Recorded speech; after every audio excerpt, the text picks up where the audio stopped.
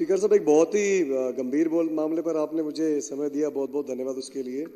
Sir, साल 2015 में आज़ाद भारत के इस लोकतंत्र के इतिहास में आम आदमी पार्टी सबसे बड़ी जीत दर्ज कराकर दिल्ली में सरकार बनाई आम आदमी पार्टी ने। उसके बाद से ही बीजेपी को चिंता शुरू हो गई, क्योंकि इंतज़ार कर रहे थे 1998 से भी सरकार बनाएंगे। 49 दिन की सरकार के बाद फिर से इनको एक बार लगा शायद अब बन जाए, पर दिल्ली वालों ने जो इनको धूल चटाई और जो विश्वास दिखाया आम आदमी पार्टी के प्रति, तो इनके सारे सपने चकनाचूर हो गए। कल हम सबके प्यारे नेता अरविंद केजरीवाल जी ने बोला, और ये फैक्ट है स्पीकर साहब, होना तो ऐसा ही चाहिए था कि दिल्ली वालों ने हमें मौका दिया तो हमने काम करके दिखाया, ऐसे काम करके दिखाए जो आज तक नहीं हुए थे। मोहल्ला क्लिनिक बनाए जिसकी सारी दुनिया में तारीफ होती है, दिल्ली के सरकारी स्कूलों को प्राइवेट से बेहतर बनाया। तो आपको किसने रोका है? बीजेपी को भी बहुत सारी स्टेट्स में लोगों ने मौका दे रखा है। सर कह रहे थे हमने 500 स्कूल बनाए तो आप 5000 10,000 बना सकते हो, हमने 500 मोहल्ला क्लिनिक बनाए तो आप भी हजारों में बना सकते हो, पर आपको करना नहीं आता।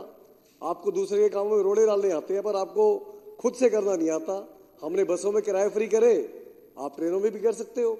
आपने तो जो बुजुर्गों को 60 साल से ऊपर वालों को छूट मिलती थी वो तक बंद कर दी। तो कुल मिला के कहानी का मतलब ये है कि आपको ये काम करने आते नहीं, या ये आप काम करना चाहते नहीं।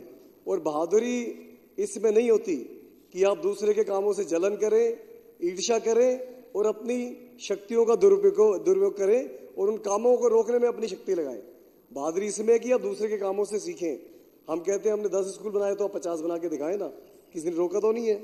तो जिस तरीके से ये एजेंसीज का दुरुपयोग हो रहा है, मुझे लगता है कि शायद यहाँ बैठे 6-7 लोगों को ही लगता है कि मोदी जी का डंका पूरी दुनिया में बज रहा है। पूरी दुनिया में इससे भारत का नाम खराब हो रहा है कि एक हफ्ता पहले कहीं सीबीआई ने, ईडी ने छापा मारा, कुछ दिन बाद वो नेता जाके भाजपा में शामिल हो गया। ये एक बार नहीं हुआ स्पीकर साहब। और यहाँ तक कि देश के प्रधानमंत्री जिन नेताओं का नाम लेते थे, जिनको कहते थे मैं एक बारी प्रधानमंत्री बन गया तो सबसे पहले इनको अंदर करूंगा, उन नेताओं तक को ईडी सीबीआई जैसी एजेंसी से छापा पड़वाकर भाजपा में शामिल किया। तो इससे कोई देश का नाम रोशन नहीं हो रहा। स्पीकर साहब, मैं आपके माध्यम से जो भाजपा के साथियां बैठे हैं, अगर इनकी बात सुनते हो प्रधानमंत्री जी, तो ये संदेश दें कि ये आदत और ये काम इस देश के आने वाले समय के लिए बहुत घातक है। लोकतंत्र में जनता ने जो सरकार चुन दी उसको काम करने दें, उनके कामों से ईर्ष्या ना करें, बल्कि कोई अच्छा काम हो रहा है तो उससे सीखें और उन्हें जहां आपको मौका मिला है वहां पर इम्प्लीमेंट करें। तो जो ये एक के बाद एक इन्होंने हम पे शोषण किया, हमारे पे जुल्म किए, कहते हैं हर काली रात की एक सवेर होती है। इन्होंने हमारे एक एक करके नेताओं से शुरू किया, विधायकों से शुरू किया, मंत्रियों तक पहुंचे, हमारे सांसदों तक पहुंचे। उसके बाद भी इनको लगा भी काम नहीं रुक रहे, इन्होंने हमारे मुख्यमंत्री सबको उठा के जेल में डाल दिया। पर सच के साथ परमेश्वर होता है, अंततः सत्य की जीत हुई। केजरीवाल साहब बाहर आए, दिल्ली के काम फिर से होना शुरू हुए, इन्हें फिर अपनी हार नजर आना शुरू हो गई।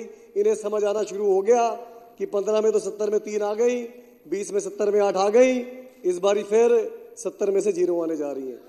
सबकी जमानत जब्त होने जा रही है भाजपा वालों की।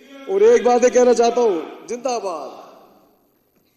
तो हम सब को अपने नेता पर, उनके नेतृत्व पर पूरा भरोसा है और हमें पूरा मालूम है कि इस बार जनता आपको इस तानाशाही का जवाब 70 में से 0 सीटें देकर देगी। मैं 2 लाइनें बोलकर, क्योंकि स्पीकर साहब समय की सीमित समय है, मैं समझता हूँ उस चीज को, अपने नेता के बारे में 2 लाइनें बोलना चाहूंगा कि सहारा हो ना हो मैं नाव ले जाऊंगा मंजिल तक, सहारा हो ना हो मैं नाव ले जाऊंगा मंजिल तक, हुनर मल्लाह में होता है चप्पू में नहीं। धन्यवाद।